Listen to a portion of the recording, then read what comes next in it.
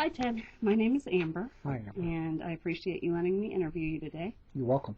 I am a student at FCCJ, Cool. and Good for you. yeah, Good I'm for you. taking a speech class this term, and I remember my speech classes. yes, Yeah. and I have to interview a professional in the field that I'm going into, Okay. which Okay. is substance abuse counseling. Welcome. And I have heard many good things about you and thank you. Sigma, so I wanted to talk with you a little bit and get some information about the field that I'm going into. I hope I'm not a disappointment. I'm sure you won't be. So, can you tell me a little bit about yourself? Help me to understand a little bit more about myself. Yeah. How much Okay. detail? How much What time do brought we have? you? We have about 15 minutes. Oh, okay. Cool. Okay. So, what brought you into this field? What started Sigma? It was about 5 years ago. My wife was ending a career without choice, and I had been doing this for about 23, 24 years at that time.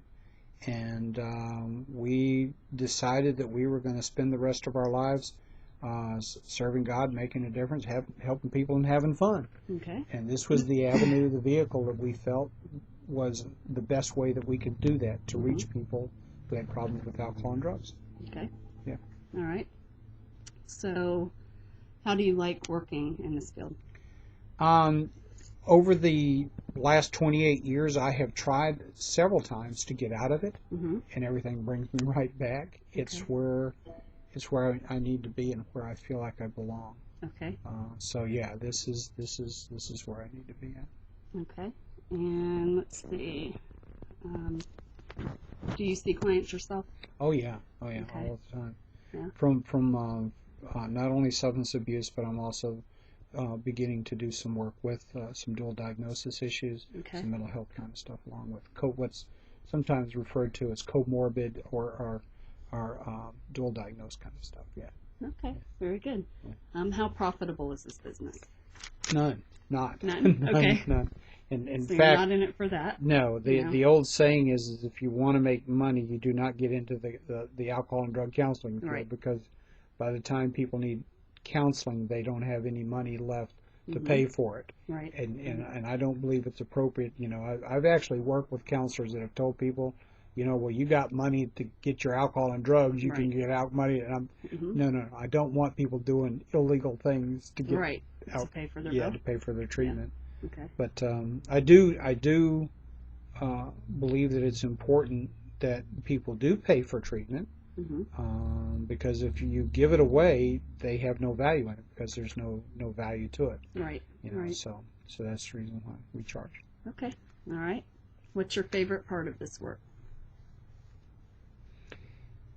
Every once in a while, I get to look in the eyes of someone who's got nothing left, Mhm.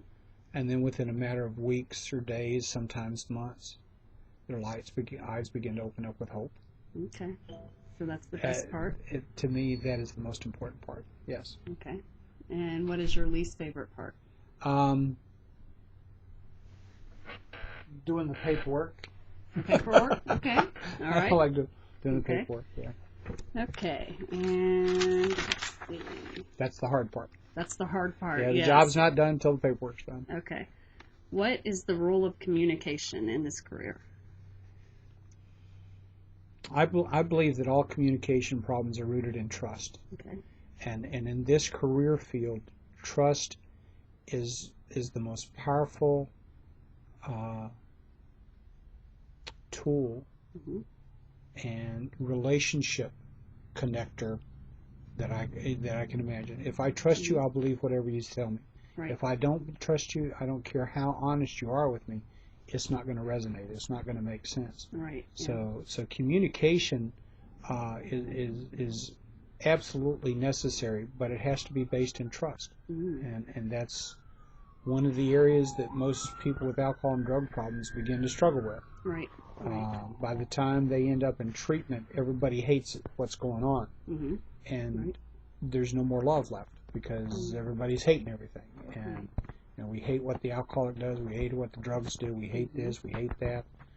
Where being able to treat somebody with dignity and respect is about mutual trust, Right. and that's at the very core of communication.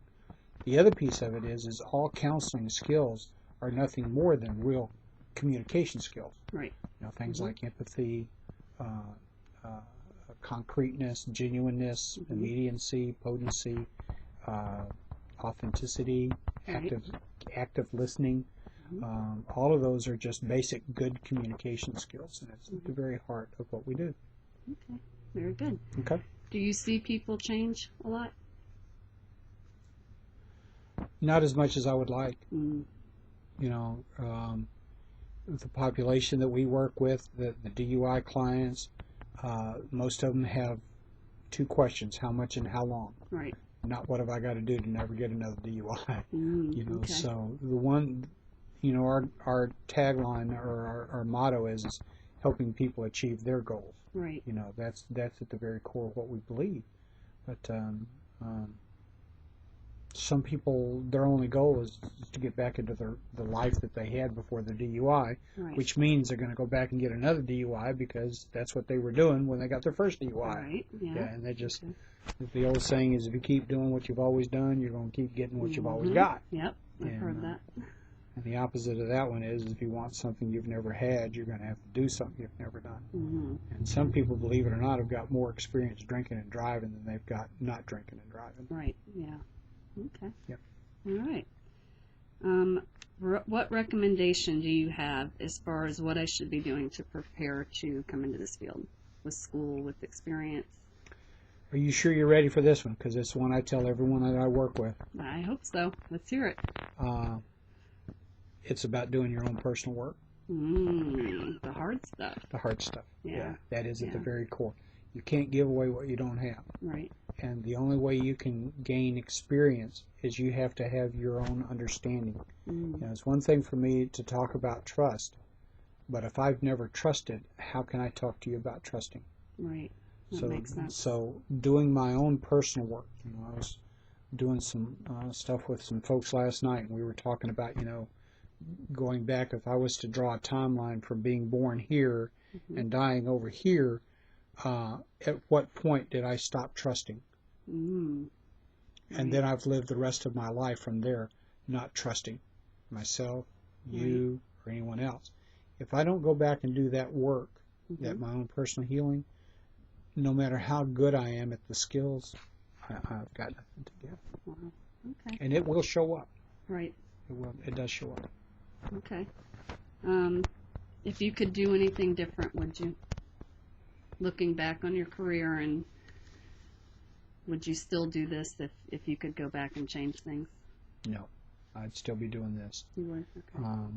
I still have goals and aspirations. You know, I'd still love to be the owner and developer of a 120-bed residential treatment facility. That is still one of the things that I'd love to do. But in the meantime, we'll do this outpatient stuff and serve God, make a difference, help people, and have fun. That's great. That's it. Okay. Well, we're about to the end of the interview. Do you have any questions for me before we finish?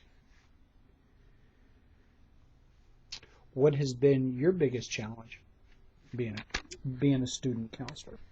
My biggest challenge is being in front of groups of people, which is why I have chosen to do my speech class online. I admire the honesty. Yeah. But I am practicing that in, you know, my career and things like that. Right. So Yeah.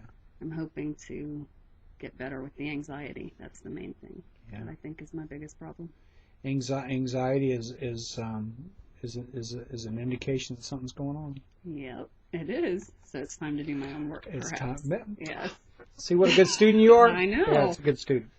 Well, I really appreciate you taking out time today to do the interview with me. My honor and privilege. I think I've gotten plenty of good information. Okay. So thank you. You're welcome. All right.